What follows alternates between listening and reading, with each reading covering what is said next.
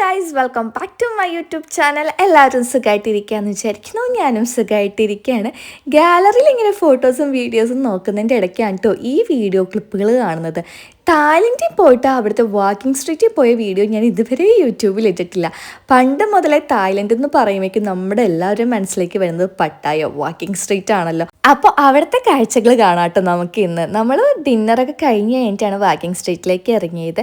നമ്മുടെ guide Allen ഭയങ്കര സേഫായിട്ടാണ് കേട്ടോ നമ്മളെ കൊണ്ടുപോയത്. നമ്മൾ 3 ലേഡീസ് മാത്രമല്ലേ ഉണ്ടായുള്ളൂ, അതുകൊണ്ട് ഭയങ്കര സേഫായിട്ടാണ് കൊണ്ടുപോയത്. നമ്മൾ നടക്കുന്നതിൻ്റെ 2 സൈഡിലും ഫുള്ള് ബാറ്, ക്ലബ്ബ്, അതുപോലെ തന്നെ പബ്ബ്, സീ ഫുഡ് റെസ്റ്റോറൻറ്റ് ഒക്കെയാണ് കേട്ടോ വരുന്നത്. സൈഡിലായിട്ട് ലോബ്സ്റ്റേഴ്സിനൊക്കെ അവർ ഐസ് ഇട്ട് വെച്ചിട്ടുണ്ട്.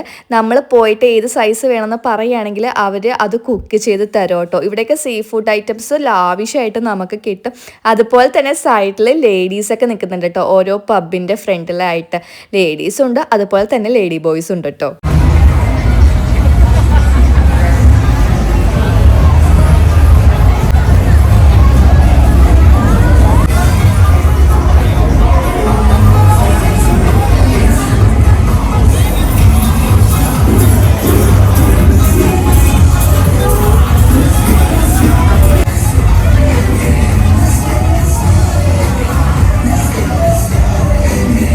ശരിക്കും പറഞ്ഞാൽ നമ്മൾ ഈ നടക്കുന്നത് വണ്ടികളൊക്കെ പോകുന്ന ഒരു റോട്ടിൽ കൂടെയാണ് കേട്ടോ. പകലൊക്കെ ഇതിൽ കൂടെ വണ്ടികൾ പോകുന്നതാണ്. നൈറ്റ് ആയി കഴിഞ്ഞിട്ടുണ്ടെങ്കിൽ ഒരു വണ്ടികളും ഇതിൽ കൂടെ പോകത്തില്ല കേട്ടോ. പട്ടായ ഫുള്ള് നൈറ്റാണ് ഓൺ ആയിട്ടുള്ളത്.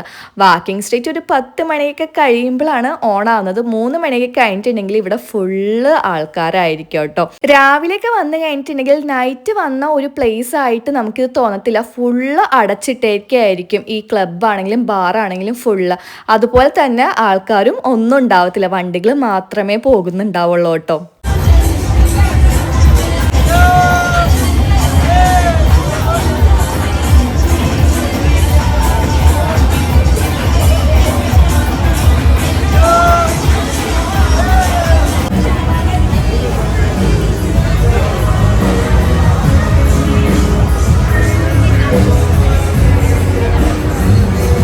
ഓരോ ക്ലബിൻ്റെയൊക്കെ ഫ്രണ്ടിലായിട്ട് ലേഡീസ് ഇങ്ങനെ കാർഡ് പിടിച്ചിട്ട് നിൽക്കുന്നുണ്ട് കേട്ടോ. അവരുടെ മെനൂസ് കാണിച്ചിട്ട് ഇൻവൈറ്റ് ചെയ്യാൻ വേണ്ടിയിട്ടാണ്. അതുപോലെ തന്നെ ഇന്ത്യൻ പബ്ബുകളും വരുന്നുണ്ട്.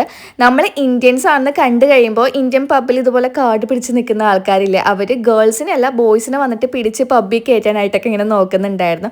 അതുപോലെ തന്നെ ഫ്രീ ആയിട്ടുള്ള ക്ലബ്ബുകളും വരുന്നുണ്ട് കേട്ടോ.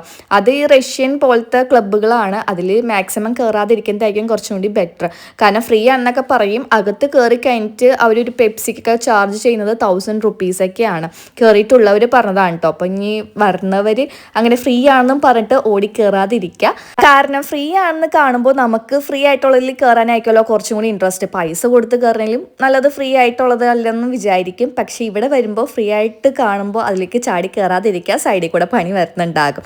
അപ്പോൾ അതെല്ലാവരും ഒന്ന് ശ്രദ്ധിക്കുക കേട്ടോ. ഇവിടെ വാക്കിംഗ് സ്ട്രീറ്റിൽ വരുമ്പോൾ നമ്മളെന്തായാലും പബ്ബിലൊന്നും കയറില്ല കേട്ടോ. സ്ട്രെയിറ്റ് ആയിട്ട് നടന്ന് എല്ലാം കണ്ടു കഴിഞ്ഞ് ഒരു 10 മണിയായപ്പോഴേക്കും നമ്മളെ വാക്കിംഗ് സ്ട്രീറ്റിൻ്റെ പുറത്തേക്ക് കൊണ്ടുവന്നിട്ടുണ്ടായിരുന്നു. പിന്നെ നമ്മൾ നടന്ന് പോകുമ്പോഴേക്ക് സൈഡിലായിട്ട് ഓരോ ഗെയിംസ് ഒക്കെ നടക്കുന്നുണ്ട്.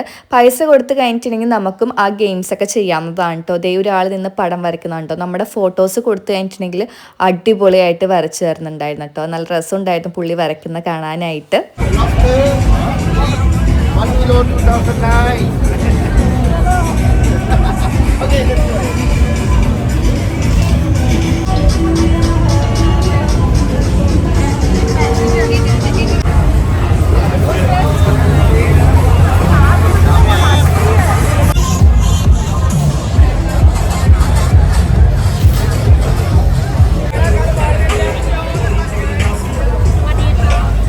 അതുപോലെ ചില ക്ലബിൻ്റെ ഫ്രണ്ടിൽ ലൈവ് മ്യൂസിക് ഷോസ് ഒക്കെ നമുക്ക് കാണാൻ പറ്റും കേട്ടോ. അപ്പോൾ ദേ ഇവിടെ ഒരു മ്യൂസിക് ഷോ നടക്കുന്നുണ്ടായിരുന്നു. അപ്പോൾ കുറച്ച് നേരം നമ്മൾ നിന്ന് അത് കണ്ടായിരുന്നു. പിന്നെ നമ്മൾ ഇറങ്ങാൻ ടൈം ആയപ്പോഴേക്കും അത്യാവശ്യം തിരക്കായിട്ടുണ്ടായിരുന്നു കേട്ടോ.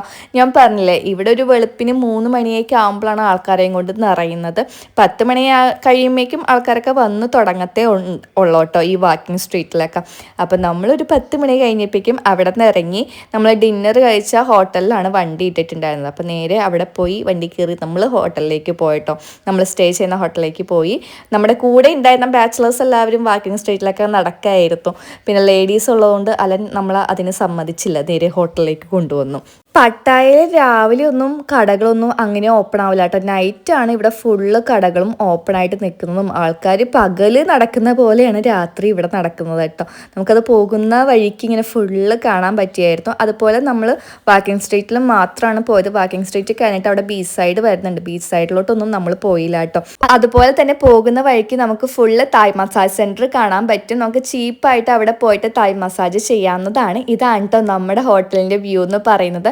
നമ്മൾ ഹോട്ടലിൽ എത്തിക്കഴിഞ്ഞിട്ട് ജസ്റ്റ് ഞാനും കുട്ടും കൂടി ഒരു നൈറ്റ് വാക്ക് എന്നും പറഞ്ഞ് ഇറങ്ങിയിട്ടുണ്ടായിരുന്നു. അവിടെ 7-Eleven വരുന്നുണ്ട് നമ്മുടെ ഹോട്ടലിൻ്റെ അടുത്ത് തന്നെയായിട്ട്. അപ്പോൾ അവിടെ പോയിട്ട് കഴിക്കാനായിട്ട് എന്തെങ്കിലും വാങ്ങാമെന്നും പറഞ്ഞ് ഇറങ്ങിയതാണ്. അതുപോലെ നമ്മുടെ ഹോട്ടലിൻ്റെ സൈഡിലും ലേഡി ബോയ്സ് ഒക്കെ നിൽക്കുന്നതായിട്ട് കാണാൻ പറ്റും കേട്ടോ. അപ്പോൾ വീഡിയോ എല്ലാവർക്കും ഇഷ്ടമായിട്ടുണ്ടെങ്കിൽ ലൈക്ക് ചെയ്യുക, ഷെയർ ചെയ്യുക, സബ്സ്ക്രൈബ് ചെയ്യുക. അപ്പോൾ അടുത്തൊരു വീഡിയോ ആയിട്ട് കാണുന്നവരേക്കും ടാറ്റാ.